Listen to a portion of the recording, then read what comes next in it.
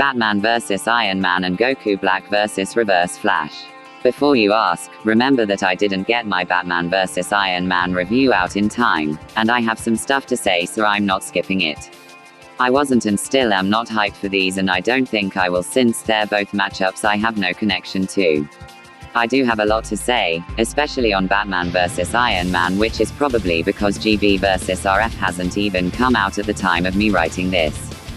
So I'll get started on the Batman vs Iron Man review. Also, props to my pal Jolly for hopping on this with me. Glad I don't look like a fucking moron talking about things I don't understand.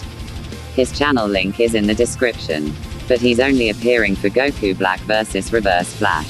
Sorry not sorry, let's just fucking begin. Holy shit. Batman vs Iron Man. What a rocky fucking episode.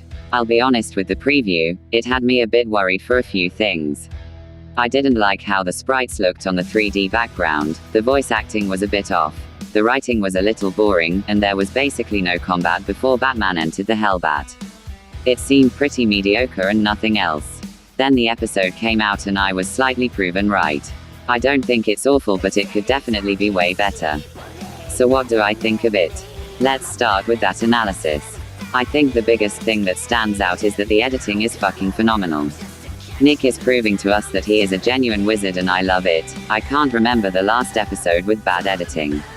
It's ridiculous what Nick can do when he actually gets to work, and it's so incredible to see.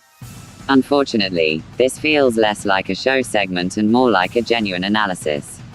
There's attempts at jokes, but out of both of the 6-minute-long analysis segments, one moment made me laugh, being the part when Boomstick just destroyed Wiz's fun and research. That's it. I do really like how in-depth they went, because it was still enjoyable to learn about these two and their more wackadoodle powers. Then again, it still isn't that funny. Alright, let's just get to the animation. Starting off with it, I do like the little callback to the only good thing about Batman vs Black Panther's animation. I do quite like Batman listening to K-pop. It inserts a sort of continuity within Death Battle, like most of them happen in the same world. It's nice. Kinda like in the preview for Goku Black vs Reverse Flash with RF reading about Flash vs Quicksilver. It's not major, but I do like the inclusion. After that, we get a dip into their voices and I'm a little mixed. Gianni did a really good Lex performance in the first half, but his Batman needs some work. It definitely does fit and sounds like Batman, but at the same time, it doesn't. It's hard to explain, but I both like and dislike the way it sounds. On the other side, Reagan Murdoch has a really good Tony impression. It feels like Tony, even if some people think it doesn't sound right, which I definitely disagree with. I think they get good lines all throughout, with Batman only getting one or two. The way the battle starts out is fine. Iron Man bursts in demanding that the tower is shut down, Bruce defends it, Tony goes to attack only for an explosion to go off, start. It's fine, it works, next. In fact, I know we've seen Batman use stuff before, but I really wish he didn't go into the Hellbat immediately. Credit where it's due, the shot of him emerging from the shadows in the Hellbat is fucking awesome and I love it. But it let me down seeing it so early. I knew that there would be no more suits after that for Bruce, and that definitely disappointed me a bit. I wanted to see more of Batman, not Hellbat. Whatever then. He punches Tony out of the watchtower, and as he's setting up the hammer, Bruce swings the watchtower and hits Tony with it. Okay, what the fuck is up with that? He literally just helped him achieve his goal. Why did he even defend the watchtower if he was gonna end up doing this? It's mind-boggling to me how much of a dumb fuck Bruce was in one attack. Tony gets hit down a bunch with some unfortunately generic cape shit, and we get another reference to Spider-Man vs Batman with the car. But how the hell did the entire city block explode from Batman's kick instead of the impact of falling from orbit? That makes little sense to me. The smoke clears and we get a fucking satisfying as hell sprite rig with the neck crack. It's not big, but it's so smooth and I love it. Just this one moment makes me feel joy and it's incredible. They say there I am Batman and I am Iron Man lines, but I don't really like it cause it feels kind of forced. I do really like the shot of all the models in the air though, that was a pretty cool reveal. Tony has a nice line, they charge and Batman erupts with tons of bats that swarm the area for Batman to make the bots target each other. It's an honestly good scene that shows off Batman's intelligence really well, while simultaneously showing how they don't go far enough with battles like these. The Godbuster fucking me brawler jabs Bruce and gets punched through a wall. The rest of the bots proceed to do absolutely nothing as the darkness randomly disappears and the two of them have a beam struggle. And quick note, the bust this line is kinda cool, but it's sadly the best we get from Batman, and it's still not my favorite line in the episode. The beam struggle unfortunately did the opposite of what the analysis and conclusion said, with it getting two-shot by the goddamn Hellbat. Why? I get that hey have limits, but this isn't pushing it nearly far enough. Someone told me that they couldn't go further cause of budget. True, they can't go too far, but they can go further than a me brawler jab and a beam struggle. It's so dumb to say they can't go further when nothing even happens. How does the strongest armor of Tony's get fodderized into attacks? Why? That's just so underwhelming. Sorry for that little rant, I just really wanted more from this. Batman walls up and punches the hologram armor. He tries again for some reason and the suit powers down. Tony reveals he hacked it in a line that really does sell his personality, and fires the hammer while Batman tries to punch him with a hacked suit. Okay, why? Batman is just unbelievably dumb in this fight. He destroys Tony this entire time, but because Tony uses different armors to build a plan and hack the Hellbat. He even gets Soul's hammer online before the hacking has even begun, which just proves my point. This is the goddamn Tony show, so thanks for joining. It's just Iron Man featuring Batman. Anyway, we're almost done with this, so let's finish. After a really nice looking hammer shot, the dust fades to reveal a destroyed city block. The hammer can destroy planets with barely any power, and it destroys a city block.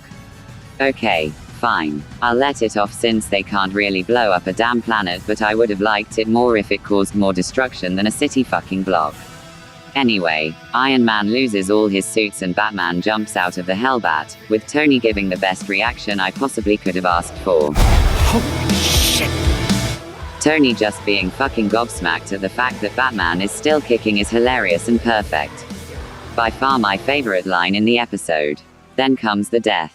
They have a short melee fight with Tony getting his arm broken and he reveals the nano armor stuck to Bruce. I'm fine with this, and it's a good end as Tony reveals what he's been doing this whole time and tells Friday to self-destruct it. But then after Batman screams and dies, we get a hilarious looking standing skeleton with its fat bones and weird looking innards and the boots still attached. I don't like this death. The build-up is great, but goddamn it, the actual death is boring. Another explosion death is one thing, but looking like that takes the goddamn cake. This is just hilarious to me. And then Tony says his last line, we get a good conclusion and everyone gets hyped for it was me Barry. Overall, this episode was sadly a bit disappointing. Not bad at all, but it only beats out 2 episodes this season and doesn't come close to the other 6. To be fair, half of them are 8 out of 10s or higher, but still. And even the lower episodes have good quality, like Lex vs. Doom's editing or Blake vs. Macass's trackle. Oh, I almost forgot. I listened to Suit Yourself in He Animation and thought it was a really good track. It fits really well into the fight. But on its own, I was so let down. No, it's not bad, but it doesn't sound right. Pitch shifted Brandon is kinda weird to me on its own, and it's just fight like a devil. Good backing track, really mediocre on its own. Okay, my score. From awesome things to the godly editing to the boring death, this episode gives me very mixed feelings. Just like the 2 before it, most of the things cancel each other out. I don't dislike this episode or even say I'm completely mid. But I can't say I like it either because it's too disappointing. So I'm going halfway. This episode is a 6 out of 10. Now it's rewritten illusion saying time for the next review with a special guest. It was me, Barry. Stop I jerked saying you off that! Goku Black vs. Reverse Flash. I was really looking forward to this episode to the moment I saw the preview. I liked the banter, the voice acting was amazing, the editing was incredible, and I couldn't wait. Now to point it out, I didn't watch the Goku Black preview at first, so I was going in blind. And I didn't set up my expectations for the fight unlike others. So what are my thoughts on the episode? Well, let's see. First off, the Goku Black analysis, and we are already off to a bad start. There are no jokes in this that make me even slightly smile. I had a straight face throughout the entire analysis. Expect for the colorblind joke, which did make me smirk. But I have to address the elephant in the room. The pacing on the Zamasu scaling. Oh my fucking god. It is so fucking bad and it's so forced. And it's before Goku Black is even name dripped.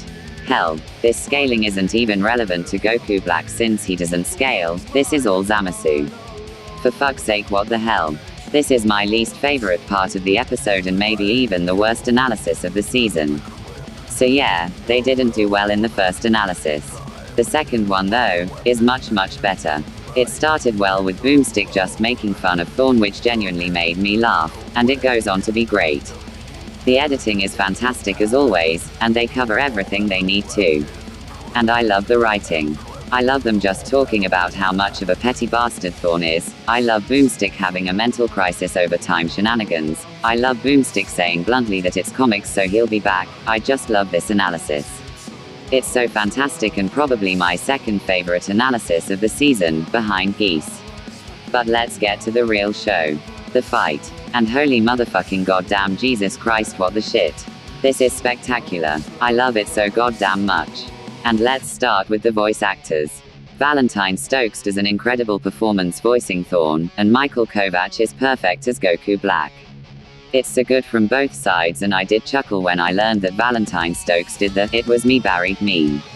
So now the fight. The first thing we get is Thorn reading a newspaper that calls back to Flash vs. Quicksilver. I always like things like this. As I said in the Batman vs. Iron Man portion, I like it when they establish other death battles because it sets in this kind of continuity within the entire show, like it's all happening within one universe. So after that we get "it was me Barry" and he gets interrupted by the spawning of Goku Black and it just looks stunning. The animation quality is amazing throughout this, and every sprite fight this season has been improved upon because of it. Except Lex vs. Doom, that shit only got good backgrounds and that didn't even bump it up a score. After Goku Black spawns, he just straight up starts killing people because he wants to. Thorn doesn't like that and he does the pettiest thing possible. Knocks Goku Black's cup out of his hand for no good reason. He had plenty of space to just clock Goku Black in the face, but he instead aims for his drink. That is so in character and I love it. Goku Black doesn't like that and starts firing ki blasts for Thorn to easily dodge. I don't really like this part. He's not aiming at all and it's way too slow. I do like the line Thorn says before he picks up Morning Wiz, but it's stupid to me that the guy could take so many ki blasts as a meat shield, but whatever, I guess. Thorn then punches Black Cell through a building, and after some more ki blasts, Black tells Thorn to stand still. To which he does, but he phases before Black can hit him, which made me smile. Goku Black then throws some energy darts or something that blow up and he catches Thorn before transforming into Rose in the most fitting way possible. I love him just bragging about his hair. I smiled at that and I couldn't stop.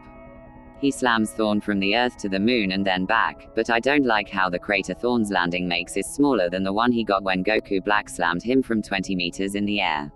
Like, it's much smaller than it should be. We get probably the best Kamehameha shout ever and Thorn runs up a building and goes back in time. Death in reverse. He's followed by Goku Black, and when they both kill their first counterparts, they get confused that they're both still alive. Goku Black swipes with his scythe and creates a portal that spawns other clones and they start beating the shit out of Thorn. And I don't know if many people notice this, but I really liked Thorn going "oh shit" before he dodged the side slice. I genuinely chuckled at that. This episode balances so well, it's insane. Then they start killing each other from certain points in time.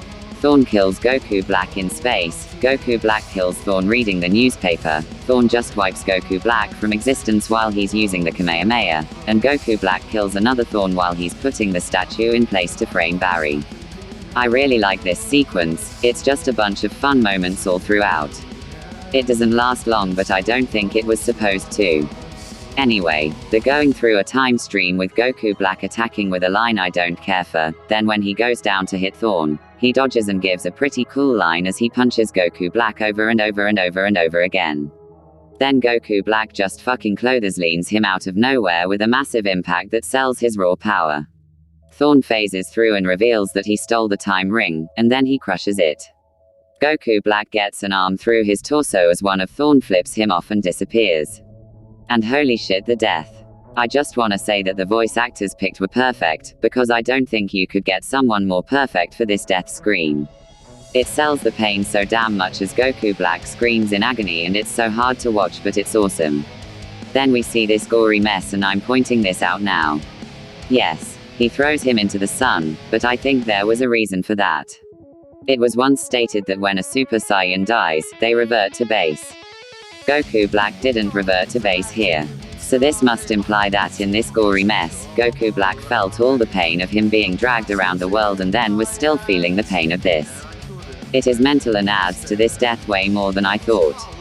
Though without adding on that whole thing, this is still easily the best death of Season 8 so far, and possibly the best sprite death I have ever seen on this show. Also, Thorn caused a fucking supernova with the sheer force of the way he tossed Goku Black into the sun. That is just insane. And then he tanks it. We get a good conclusion, and then the end clip for Thorn is the "It was me Barry" clip. So what did I think overall? Well, I think it's clear that I think it's fucking fantastic. It could not be closer to perfect and has very little problems. It's just a shame that those problems are quite big, like Goku Black's entire analysis segment, which is my least favorite segment of Season 8. And I was gonna say that the track was kinda boring, but I realized that after listening to it constantly for almost 4 days, that this track is phenomenal.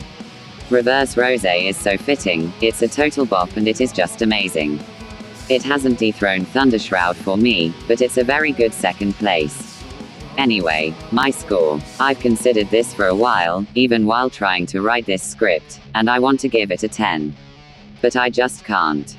It's so close to perfect, but it fucks up just enough to drop by 1 score. So I'm dropping it to a 9/10. And don't even ask if I think it's better than Geese vs Heihachi, cause it definitely isn't. That hurts me. Anyway, I'll talk about next time soon, but for now, the stage is yours, Jolly. Alright, Wiz. We've tackled a lot of stupid names for things in our years here at Death Battle, but I'm confident that Eobard is the dumbest f***ing first name I've ever heard in my life. Heyo, it's me, JolleyRancher. You may know me for such things as signing the Declaration of Independence or perhaps directing The Godfather. However, today we're talking about Death Battle, specifically Goku Black versus Reverse Flash, and honestly, I'm excited to talk about this one. As the foremost expert of the Flash here, I was generally really pleased with how it turned out.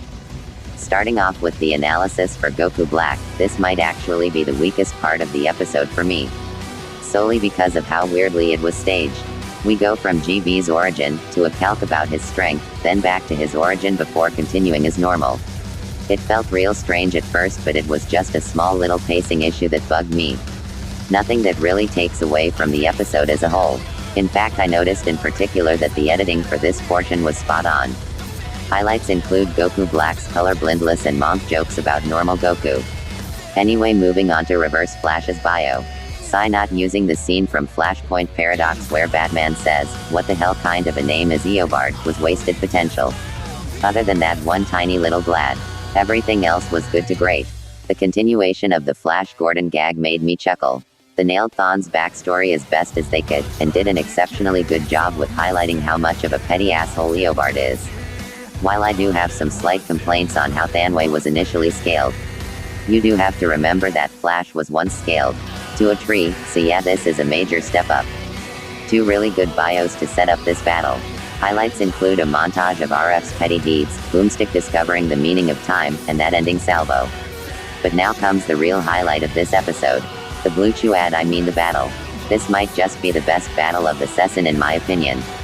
The callback to Flash vs Quicksilver accompanied with that legendary, "It was me Barry," already let me know we were in for a fun time.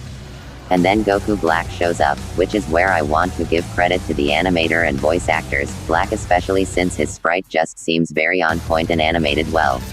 The battle starts off hot with Thanway literally using a pedestrian as a human shield before bopping Black through some buildings.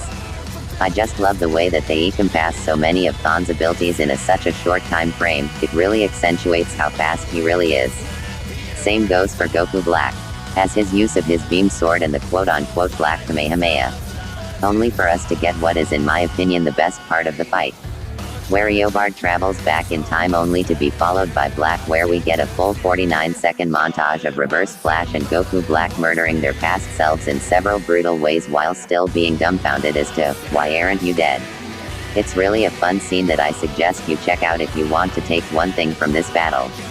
We get the expected evil trash talking with both before the whole city is left in ruins.